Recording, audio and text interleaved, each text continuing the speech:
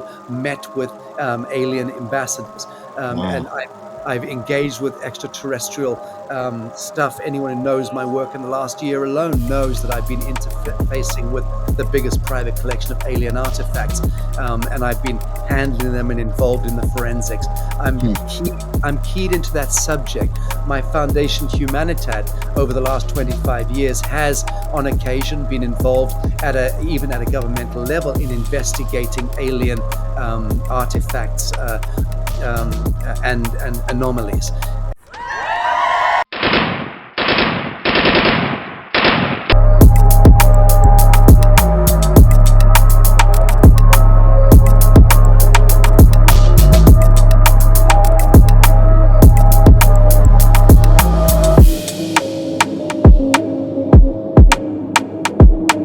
Prove to me that you are alive.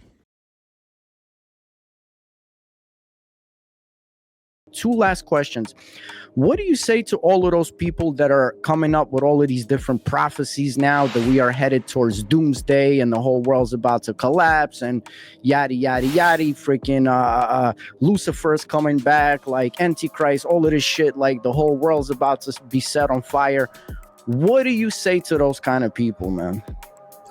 So you need to understand the kind of mythos of the story of the great Ahriman to understand that the end of the Luciferic age is upon us, as opposed to the onset of the Luciferic age. So we're actually departing the fallen light of Atlantis. We're departing the Saturnian, satanic, Luciferic age. We're departing the galactic sleep altogether and moving now into the galactic day.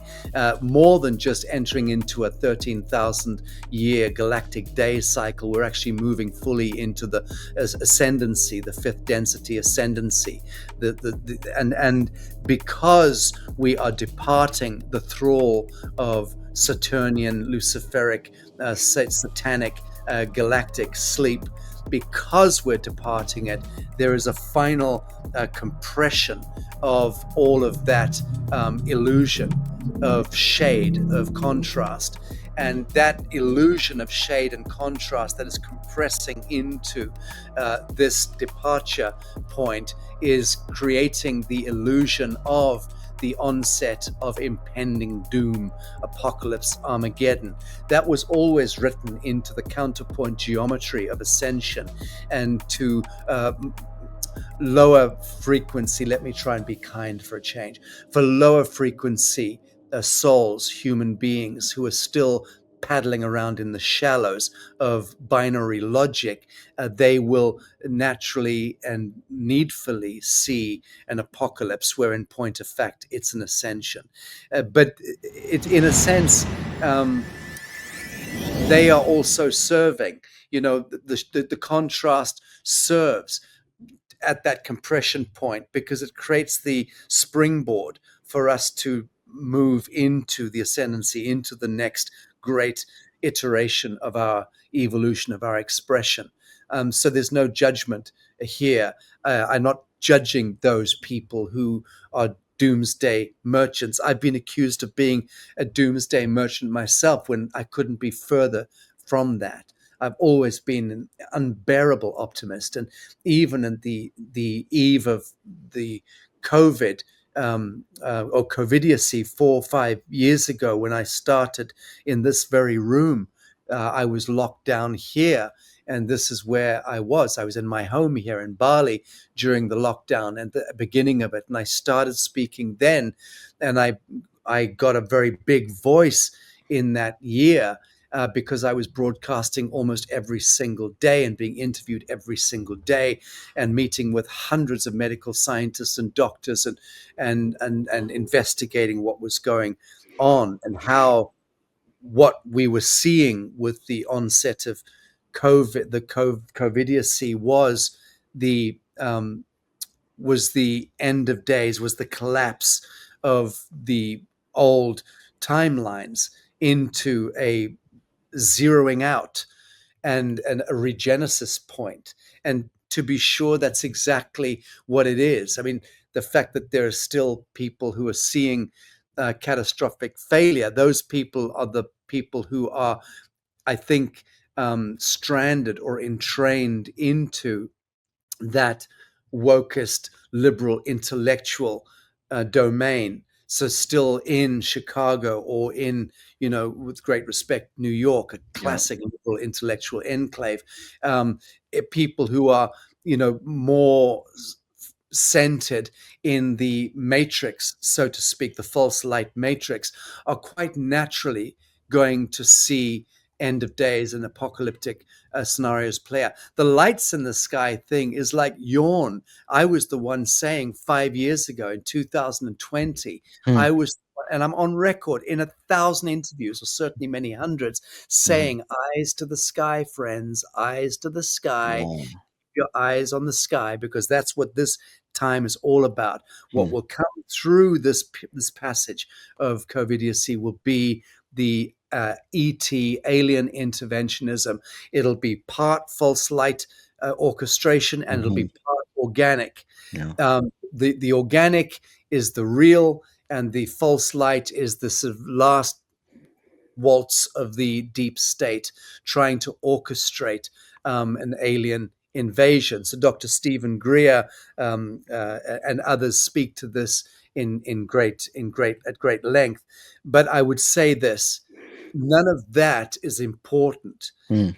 Actually, I have little to no interest. And you're Mm. talking to somebody who is variously engaged directly with angelic beings. I've been taken out of my body by angelic beings whilst in the flesh. I've been in the star body. I've been allowed to engage in that beautiful hyperdimensional Yeah. spheres. I'm blessed to have had those experiences.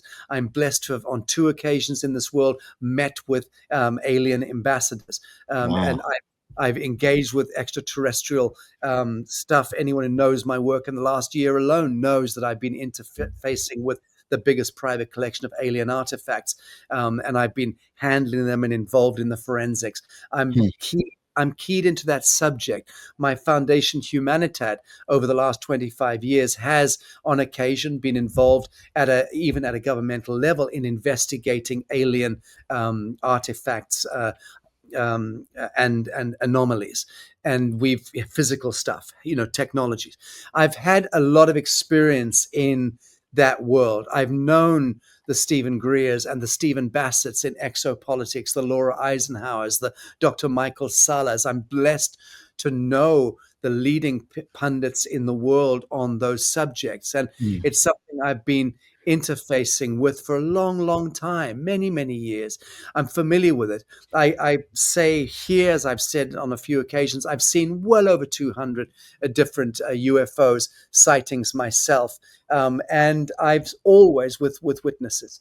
The only thing that's never happened to me is I've never witnessed UFOs or manifest orbs or hyperdimensional craft. I've never seen that on my own. Hmm. I've only ever been with others who witnessed it, and then I've said, "Oh my God, can you see?" And they've, "Oh my God, yes, we can see." Hmm. And yes, I've taken photographs in the past, and I've posted them.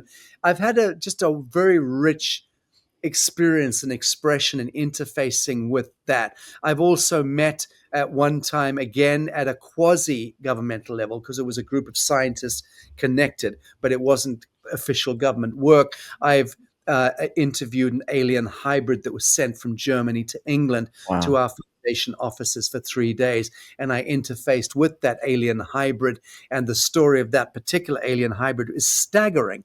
And I Hmm. have told that story on a few occasions. But that was well over 10 years ago. That must have been 13, 14 years, 15 years ago. Wow. So it's not something that's new to me, the subject matter, when it was completely off script. Prove to me that you are alive. I was involved professionally, my work as Humanitat Foundation, in investigating these things. Almost 20 years ago, I was meeting with people like Timothy Good, the British military guy who wrote the biggest, compendium of UFO and alien sightings and engagements. And, so he was sitting in my living room 20 years ago, people like that. I am very au fait, very conversant with the subject matter, to the extent that I'm frankly bored with it, because it's not of consequence. What is of consequence is you and me here and now. Uh-huh. And what is this? I am the Internal. hybrid. You are the galactic hybrid. I am the codified genetic expression of the Draco reptilian, the Zeta reticulan, the Andromedan, Arcturian, Venusian, Syrian. All of those genome expressions from the galactic realms are codified within this angelic human. That's the immanent reality of what this technology is, the human technology. Yeah. And I want this technology to be actualized fully into its superluminal, hyperdimensional state of grace and being whilst I'm in physicality. So Yes. I seek absolute alpha omega enlightenment.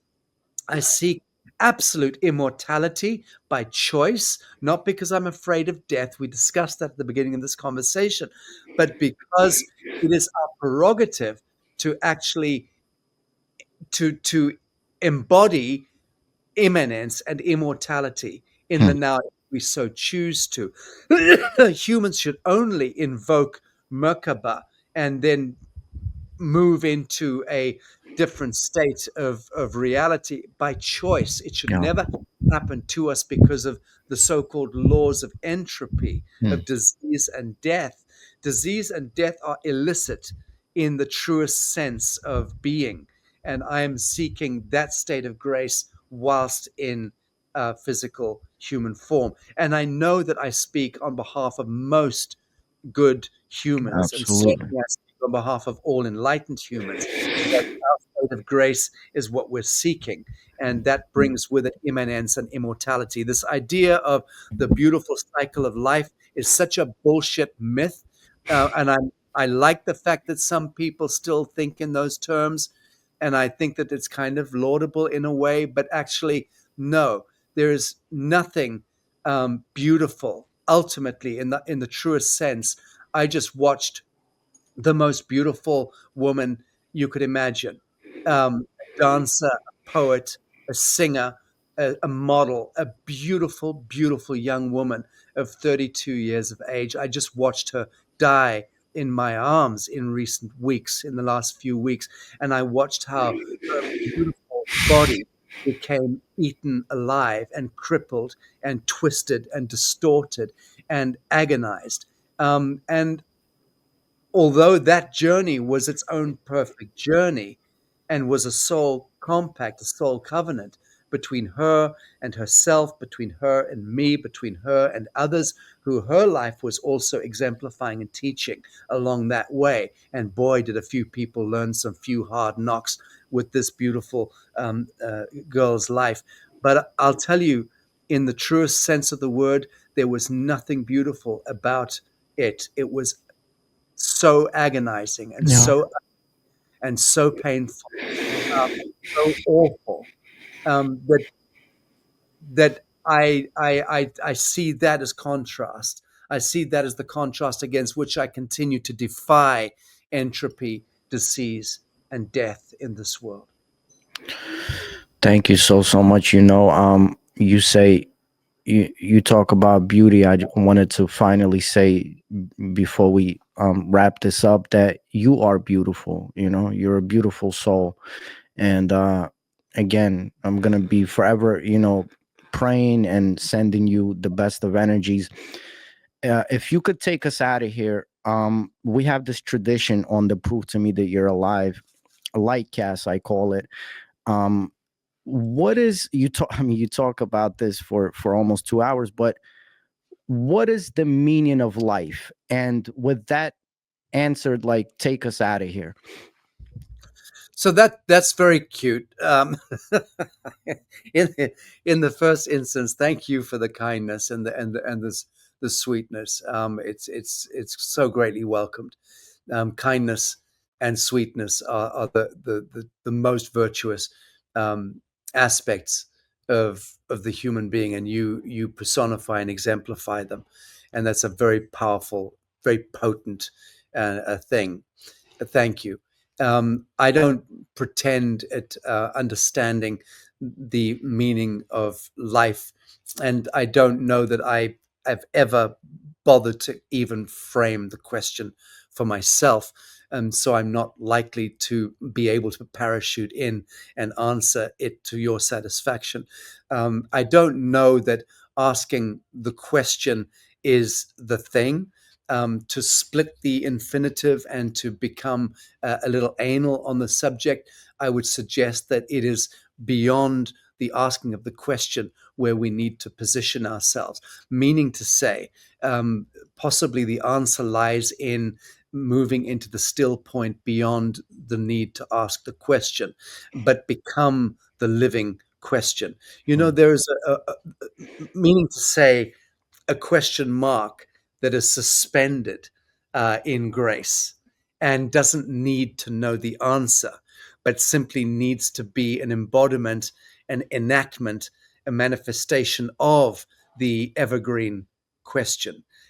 Being the pioneer that leans into the myriad of expressions of creation, being that witness as the I am is and can only ever be the witness that leans in to the question but Hmm. doesn't need to know the answer, because the answer becomes finite in an infinite universe of possibilities. So why then would we seek a finite answer that only circumscribes our ignorance to ourselves? And ignorance can only ever issue through a source coding of fear and time. So I think that leaning in to the perennial or the evergreen question and simply leaning into the question without wanting or desiring or needing the answer is the answer to that delightful question. That's solid, man. I actually made a video saying that we need to just be, and um, you just said that so well. Sacha Stone, again, thank you so much. I bow down my head to you. I'm pretty sure my Nazarene family will love this. Thank you for answering the call, for being humble, for you know extending your hand, like I said before, and I will always appreciate it forever. Please, please, please come back. There's still so much to talk about. I would tell you, God bless you, but you are already blessed, and I urge everyone else to, again, don't miss the shooting star. I'll make sure to plug in all the links. Please send me all the links, and you have family over here now and friends over here now. Please remember that. So, Sacha Stone, thank you so much. Thank you, brother. God bless you. Reach out anytime. Happy to speak to you. Much love to you. Thank you so much.